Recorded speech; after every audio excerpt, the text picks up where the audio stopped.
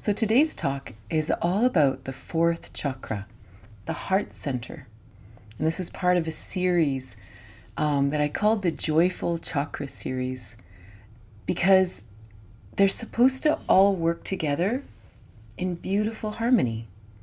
The chakras are all meant to play together and be one together.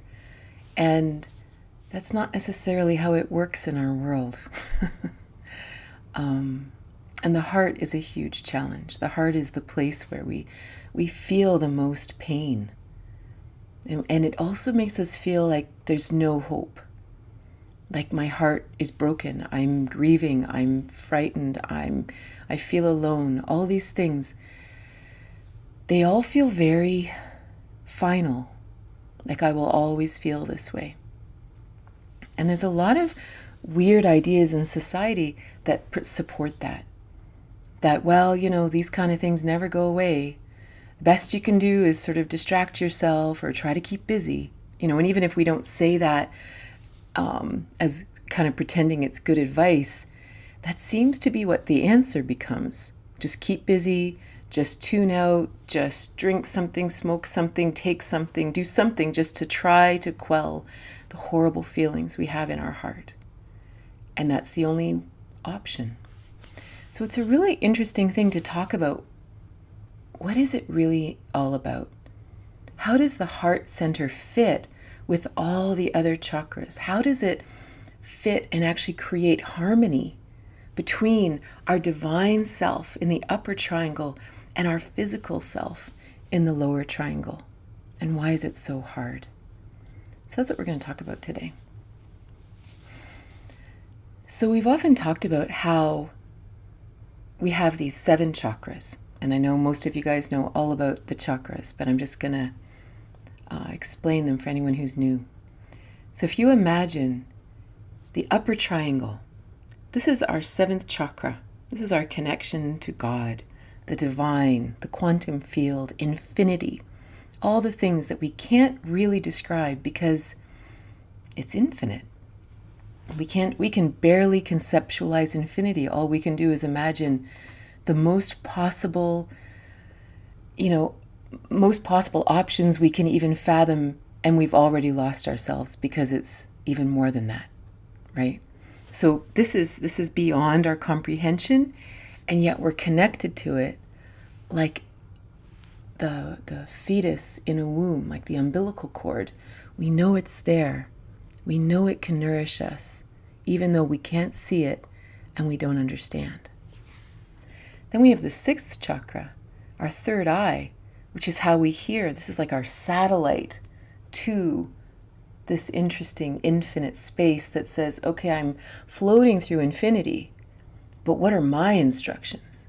What am I supposed to glean from this infinite space of possibility? Then we have the throat chakra, which is how we share what we hear, right? And this can be verbally, this can be through art, it can be through drawing, it can be through writing, it can be through dance, it can be through anything.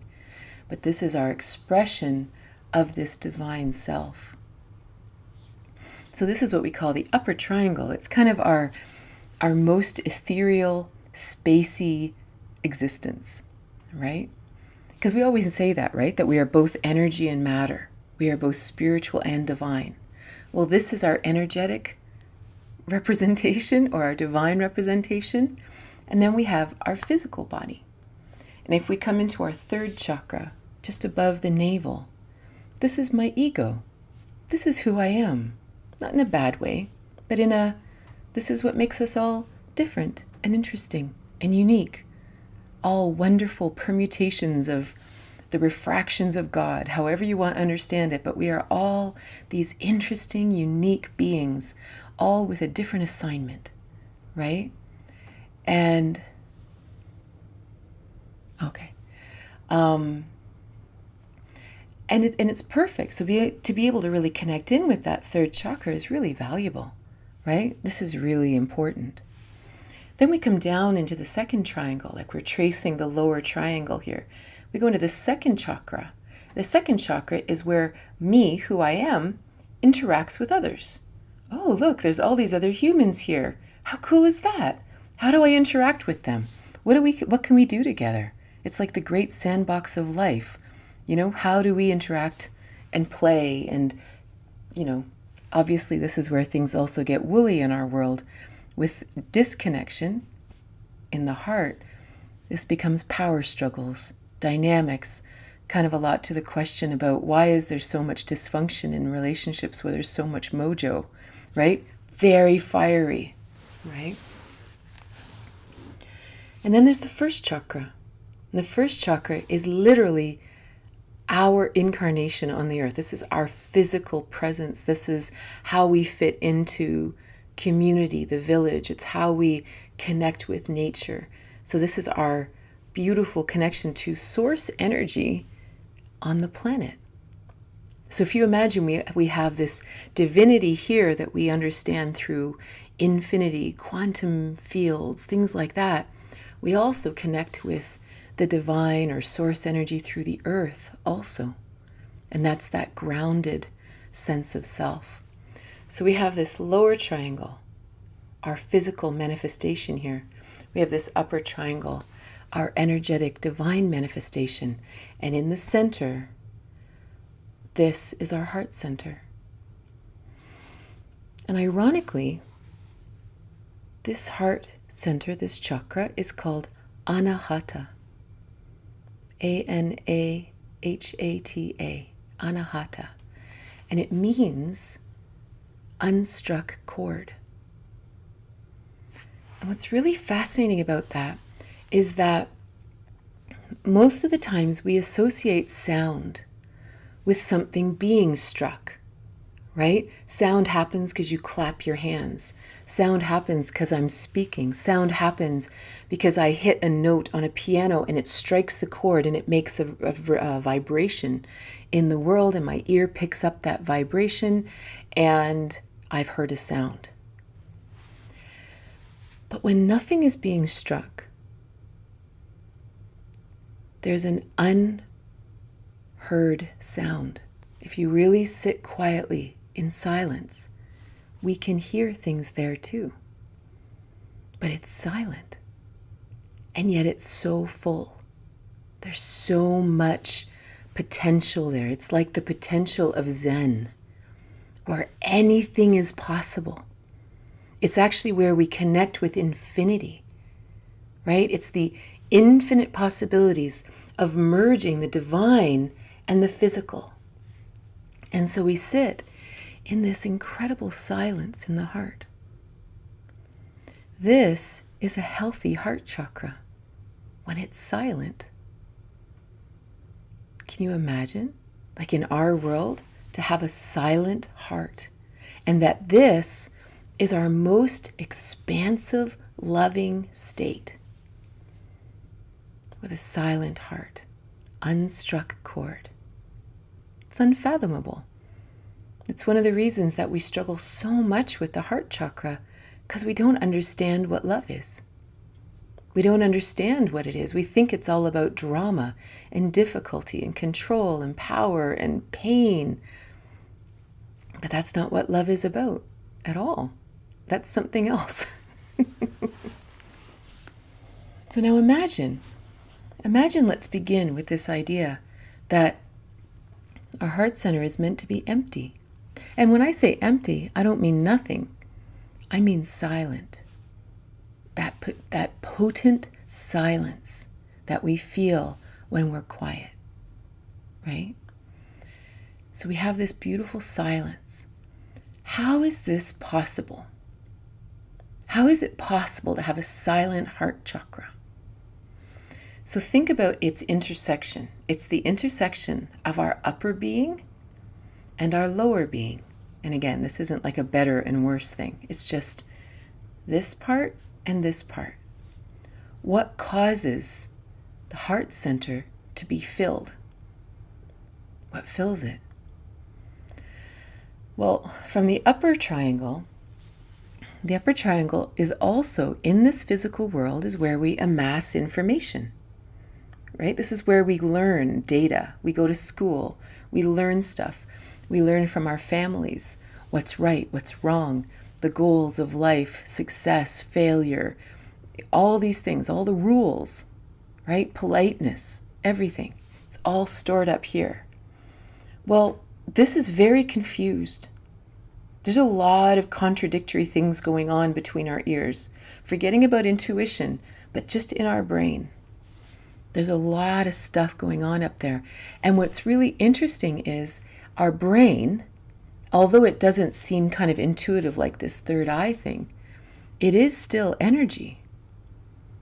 As much as scientists want to say, yes, we understand the way the brain works, there's not a neuroscientist in the world that knows what a memory is or how thought works.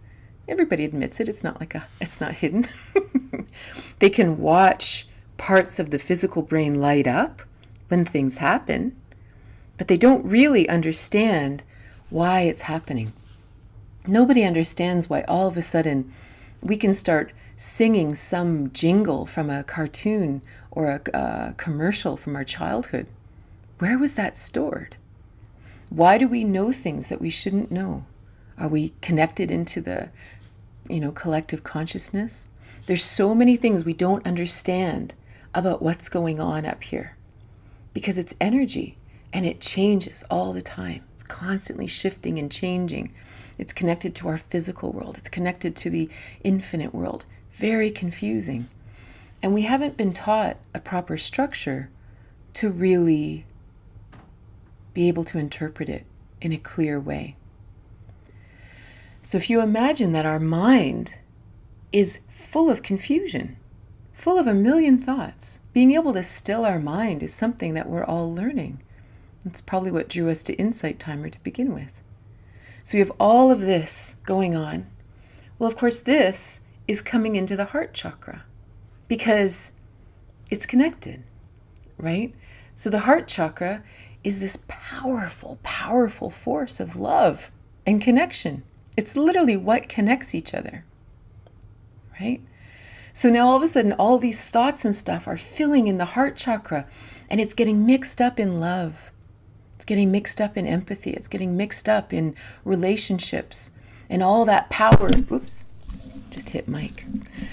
All that power is like flying around, and it's hurting us. And now we add in the lower triangle. All of our physical experiences here in the world. Well, so far in our existence, the world isn't very kind. Sometimes it is, but there's a lot wrong with the world. There's a lot really difficult, a lot of things that are very difficult here. And there's a lot of pain and a lot of power struggles and a lot of fear in that first chakra of survival, of security. So much difficulty in that second chakra, people controlling each other and all these things. And then there's all this self-worth in the third chakra because we're basically taught that, we're sinful by birth. We're really nothing. And we've internalized it for generations. So all of a sudden our lower triangle is kind of this place of suffering. Like not only do I kind of suck, I don't really want you to know that, and so I'm going to kind of do weird stuff in relationship. And then we go down into the earth plane and we're like, and I don't even know how I fit into society anymore. So it creates this really difficult thing in our lower triangle. And then our upper triangle, and the merging is our heart. So you can imagine what happens when we mix our fears of being left alone with all the confusing thoughts in our mind, right? And the heart center is the merging of these two things. If you even look at the symbol for anahat, it's a 6-sided star. It's a triangle like this and a triangle like this, overlaid to create the 6-pointed star, the upper and the lower triangles, the merging point of them.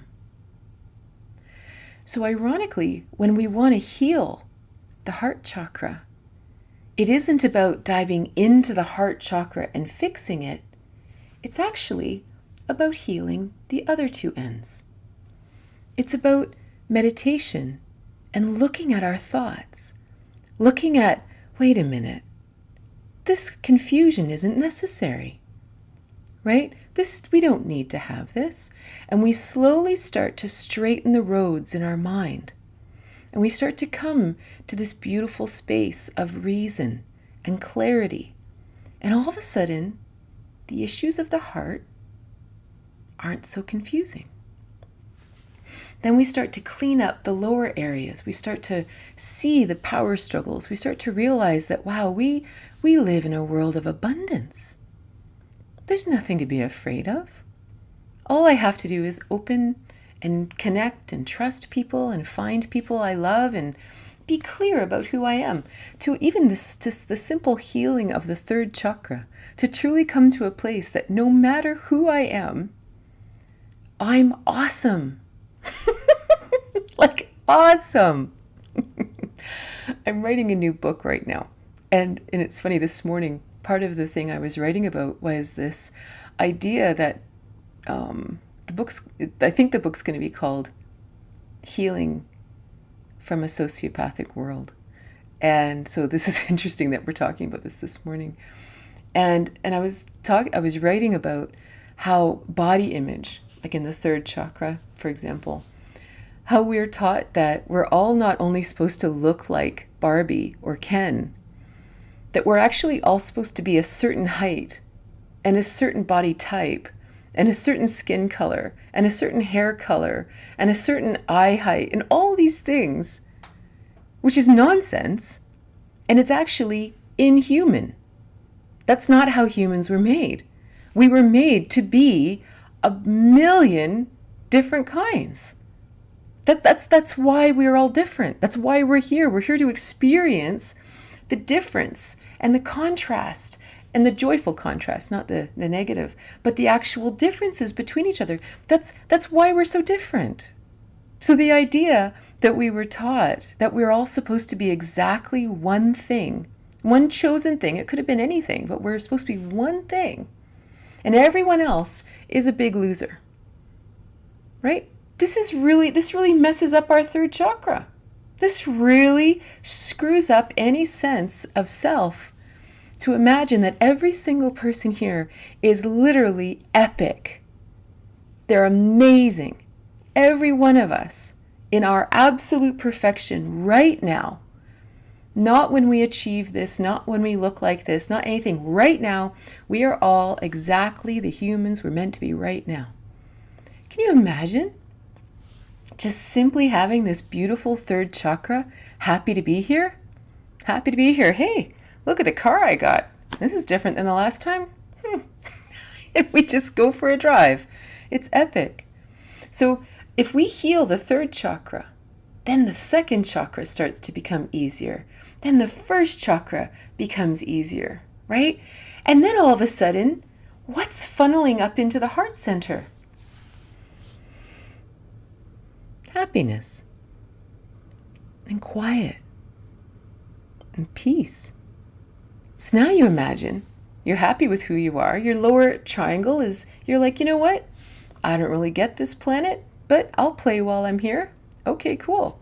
I accept my assignment. I accept the incarnation. Awesome.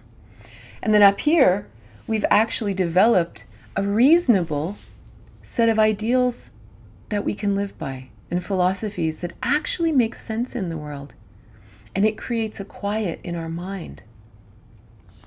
And now when we intersect these two triangles, what does our heart feel like? Open, loving, silent, right? So now imagine coming from this place and now moving out into connecting with others. So I do energy grid readings for people. And there's 3 areas on it that we specifically look at the heart chakra. And one of them is empathy. Because empathy is how human beings actually feel each other. Right? This is actually our empathic bodies, our emotional bodies are so powerful. Right? And this is how we actually share our truth with another person, is through our emotions. But when we are really connected with our empathic selves, again, imagine if these two areas are amuck, right? Imagine the top, our divine, but not just our divine, but our thoughts are amuck. And we're an empath. Well, one of the greatest things that's amuck in our brain is the presence of judgment. That we believe that there's one thing that's right and another thing that's wrong. And as soon as we think that one thing is right and one thing is wrong, if I can empathically feel you, it's connected with telepathy also. Because it's if I can feel you, I also know what you're thinking, right? It's the same thing. But if I have judgment inside of me, I will block it if I don't like it. I will take it in, even if it's not mine. I'll try to fix it because I judge it to be wrong. And I will meddle in your life because I have issue with how you're feeling. And this is not what empathy is all about, right? And then it comes back down into our lower triangle. Our lower triangle, our sense of self. If we struggle with a sense of self, we'll also struggle with boundaries. And we won't be able to discern between what I feel from you and is this my feeling? And I don't like feeling this, so I'm going to try to fix you because it makes me feel this way about me. And if we have issues down here about control, fearing other people or controlling other people, and now we're empathically connected to them, we can use that to control them. We can use that for all kinds of reasons. So what do? We shut down our heart. We shut down. It's like, no, I don't want anyone to read me. I don't want to be controlled by that. I don't want anyone to know. So empathy, we get into a lot of trouble unless we're clear. So again, when we kind of become really content with who we are and we understand the difference between me and other. And when I really understand me, I understand I have a journey. I understand that it's hard. I understand that there's times that I have no idea what to do. But the truth is, I'm the only one that can figure it out. Maybe I can ask my friends, or maybe I can read a book, or I can do something to give me a few clues. But in the end, it's me that makes the choice sitting in the darkness, right? And when I'm clear about that with me, I'm also clear about that with you. That although I may be able to feel every emotion you have, I fully honor your journey. And I know that you too will make those choices in the dark, in the quiet, in the stillness in your life. And there's nothing I can do. There's no delusion that I can help you, or I can fix you, or I can make your choices for you. These are some of the delusions of our minds. And we're taught this. We're even taught this as parents, that we can fix our children's problems, that we can just set things up so our children never have any problems, that we can control the lives of other people that much. And we can't, right? That's crazy making, right? So it's really interesting to have this philosophy in our mind that truly allows all people to live their path, live whatever it is they came here to do, right? And just love them. Huge deal. And then suddenly our empathic selves can just flow, because we can just look at people and go, I know this isn't about me, but I really do feel you genuinely. I'm here if you want help, or if you want to talk, or you want to drink coffee. It's all good. But again, so this empathy, it can only be clear, or it can only be healthy, it can only be open, as long as the upper triangle and the lower triangle is clear. Then when we look at intimate relationships, right? When we really love in a couple situation or polyamorous, however you have your intimacy, right? We have this intimate relationship going a bit deeper than just humans walking down the street or working together or even in family. We have a potential for such a deeper intimacy now. But of course, the institution of marriage has not been like that in most of our lifetimes or the generations before us. Marriage was an obligation. It was a covenant, but not in the really fun, divine way. It was a promise till death, and that's it. Had nothing to do with love. It was about being a functional unit in society, right? It had nothing to do with it, but it was masquerading as love. So as humans, we kind of starved within it. We knew we were meant to love. We knew we were meant to do something great, but we got, we put the ring on our finger, and now suddenly we just are obligated to have sex, do this, stay home, raise kids, whatever it is that we have this obligation to do. Be part of the family, be the perfect son-in-law, daughter-in-law, whatever. And it had nothing to do with love at all. But we still twist it inside of it, right? And we do this today, whether we get married or not, it doesn't matter. But we have all these weird things, and because we couldn't leave, because it was till death do you part, you just you try to change the other person, and you try to make them make you feel loved, and all these things, right? So again, if we look at the upper and lower triangles, if we go down to our lower triangle again, and if we struggle with self-worth, then what are we going to use that intimate relationship for? That intimate relationship must prove to us that we are a worthy human, right? This person has to treat us in a way that makes us feel loved. If our second chakra is amok, because maybe we grew up in a family where there was all kinds of power dynamics and difficulty and abandonment, it could be anything. We're going to play that out in that intimate relationship because we have to heal it. If we have security issues in the first chakra, we'll stay in the relationship just because it's safe. And I know that I'll always have a roof over my head. None of this has anything to do with love. And because of the way the structure is made, you aren't allowed to seek love outside of it. So it's very twisted, right?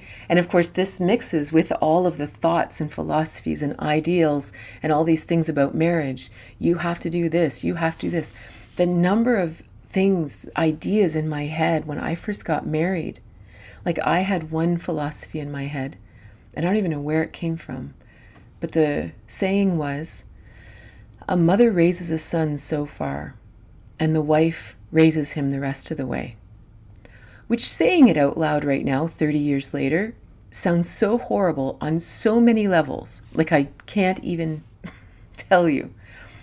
But my little 22-year-old self completely thought, well, okay, that's just the way it is then. And then so many of my actions after that were just like, oh, well, that's okay. Talk about a twisted power dynamic, right? That crazy. That one line in my brain twisted the love connection. And we have hundreds of them, right? So if we want to really be able to dive deep into relationships, so imagine instead, we're clear here. We have reason. Our philosophies are clear about life, about love, about everything. In the lower triangle, I'm totally cool with who I am. I'm not looking for a power struggle, but I would like to play together. Now you get into a relationship. And we actually get to play in this silence of anahat. Right? Now you sit with your lover in the silence. And the silence becomes palpable. There's no gravy. There's no static. It's just this clear space of love. And that's where you enter like a portal, and something completely different is possible.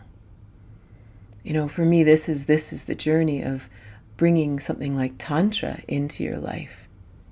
But the journey begins for most of us clearing the rest of the stuff, right? Healing the rest of our being so that we can enter this portal with a clear anahat together. Then we really find out what humans are capable of. right? And I think that's where love can be so painful, because deep down, we know more is possible.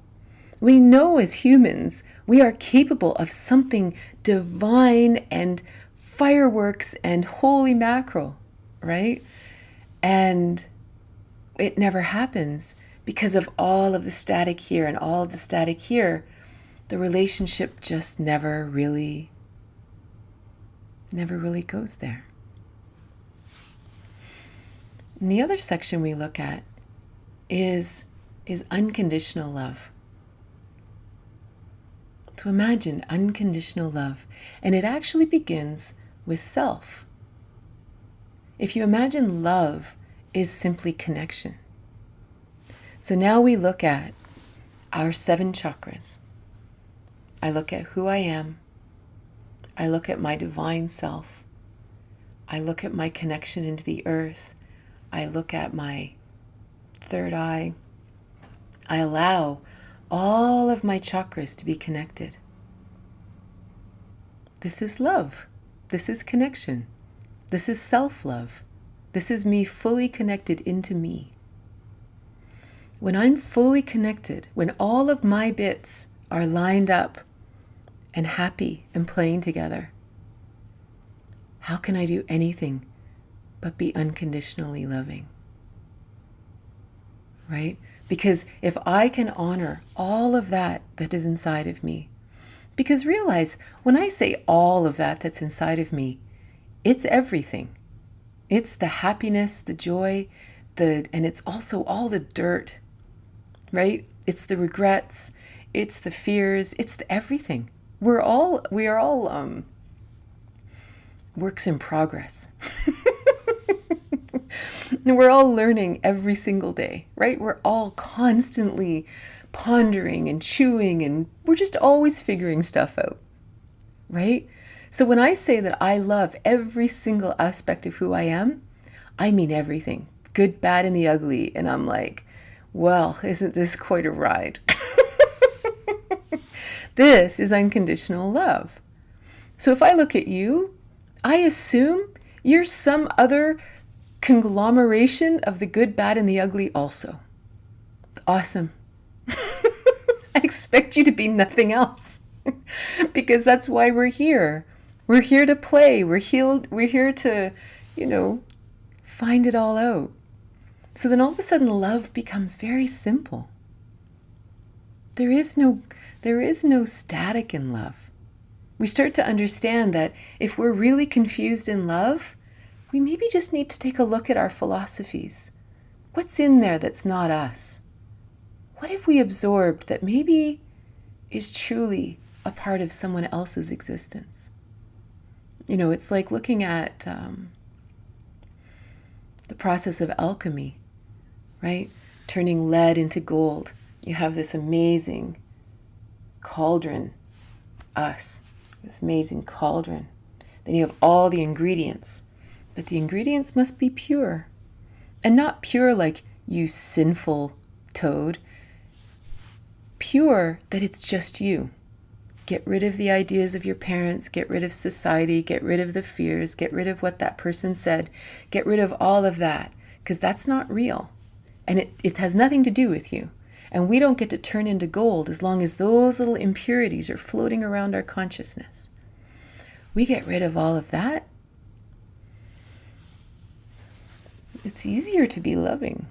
It's easier to have a flowing, beautiful connection with everybody, with ourselves, with each other, empathically, intimately, personally. And then it's so easy. The last thing I want to mention is that if you imagine our physical life, because most of us begin there. Most of us begin experiencing the world in a predominantly physical way because that's the society we live in. Even our churches are secular in many instances. They're very based in the physical world, right? So imagine we connect into the earth or the village with the first chakra. We connect with each other And this connection with each other in the second chakra, I'm not talking about intimacy. This is connection with every other being, colleagues, bosses, parents, children, everything. That's simply how we interact in duality, right? Then we have our third chakra, who I am. And that's most of our existence. And now let's imagine we bring in the heart center. This is where we begin to bring our divine perspective into the world. So now all of a sudden, to everything in our life, we bring unconditional love, right? It doesn't matter what it is. We just really honor each other's paths, and it's all good. In empathy, we fully understand that I feel you, I hear you, and it's all good. Don't worry about it. In intimacy, we bring the divine in, and we go, I see you, you divine creature. What do you want to do? Like, we can make it that pure also. You know, that it's that clear that we simply integrate this now into our life. And then bit by bit, this starts to clear up, right? It's beautiful. It's really this beautiful bridge of all of us have a divine self. All of us have an infinite self, an unconditionally loving self. We just have to open it up and bring it into the world we're living in right now. If all my chakras are mucked up, should I start working on the third? I don't know. It really depends on you. Like, my sense of it is that it's different all the time. If your sense right now is that the third is the answer, then it likely is. But what if working on the first meant going for a walk in the woods and feeling that stillness of nature and breathing deeply? Or maybe you play in the seventh and you sit in meditation and you allow yourself to feel infinity. Or you lie under the stars and you allow this vision to remind you, or remind your soul, that we actually are part of this infinite space. Or maybe it's about our throat chakra, and it's about when we're struggling with something, learning to express ourselves. You know, and it could be our third. It could be a lot of things, but it's always interesting to allow it to be fluid. You know, maybe you begin with the third and you really look at self-love, look at these things. But then maybe tomorrow it might be a walk in the woods. You know, to really allow it to be very dynamic. How do I learn to embody, feel, walk with self-love? It feels like air that I can't grasp. Imagine self-love like self-connection, like to replace love with connection. And that's the action, that everything that rises up inside of us, we allow it to exist. If I'm unhappy, I connect with that unhappiness, and I don't judge it and I don't try to change it. If I'm angry, I connect with that anger. And I can, it's the action is just allowing us to be who we are right now. That's self-love. It doesn't necessarily mean we're blissful. It just means we're actually connected to who we are. And then something interesting starts to change. How do we start to discern which whispers in our head about love that are from external sources and which are our own? I find this to be the number one journey of connecting to self, right? Similar to the previous question. Because so many of those voices, they aren't ours. But there's almost like some little part of us. I've told you guys before, I always imagine my mind filled with like a board of directors. It comes from this book I read called Taming Your Inner Gremlin. And that there's all these gremlins in our head. Some are the taskmasters, some are this, some are, And for me, there was always this dude in the corner sitting low, and he's like really tall in my brain, and his knees are up by his head. And I would always look at him and say, "What's the real answer?" And he would give me like one word. And I'd be like, "What?" And then all the voices would start to spin again. And then I'd come back to the guy and I'd say, "What's your answer now?" And give the same answer. Truth doesn't argue. It's just truth. You know, I always know that it's someone else's voice if there's an argument. How can we find the balance of healing past unhealthy issues and seeking healthy relationships so we can find true love?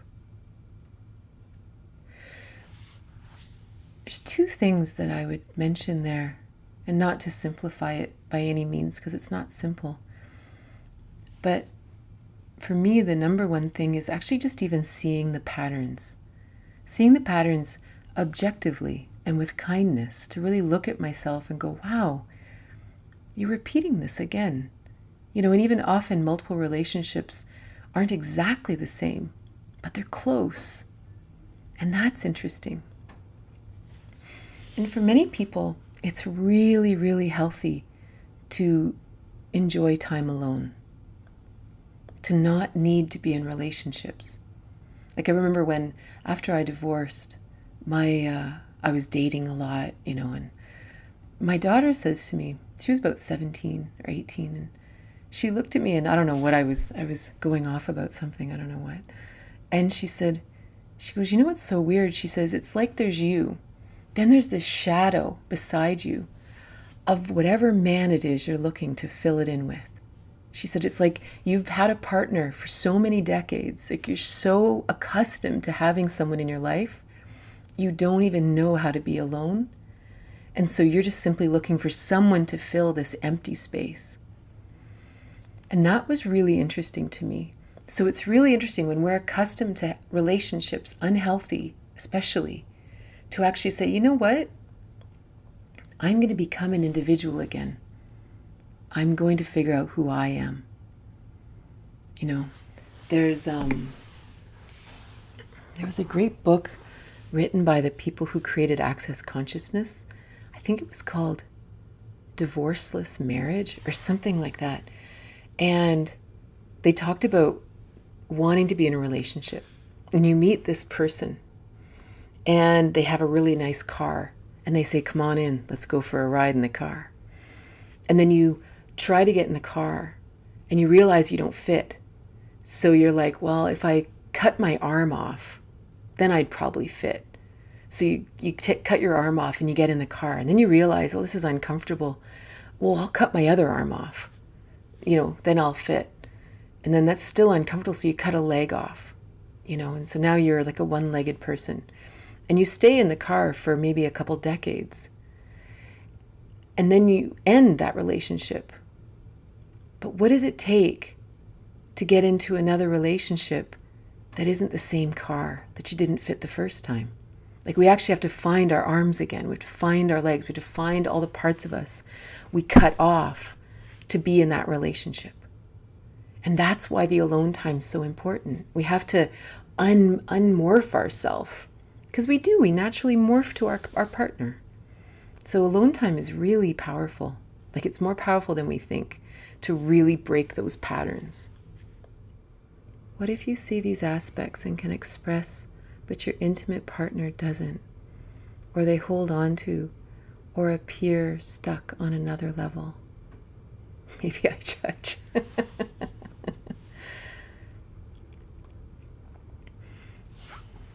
This is where intimate partners are. They're so, it's so complicated.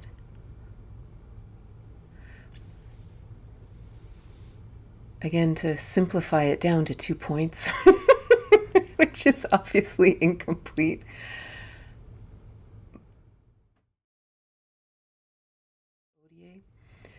And it was the story of him meeting his first teacher.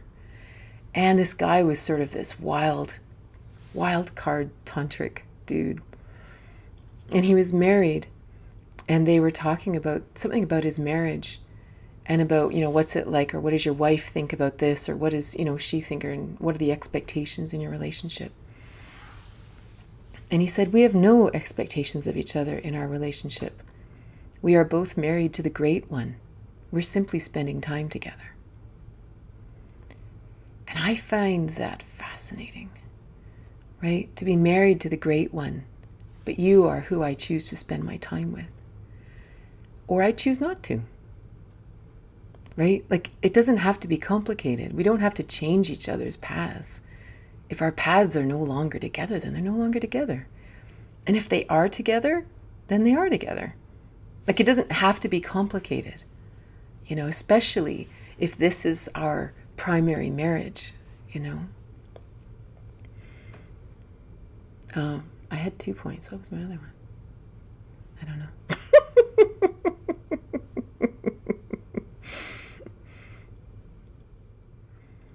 Do you have any tips on how to let go when you know you should, but are having trouble actually doing it?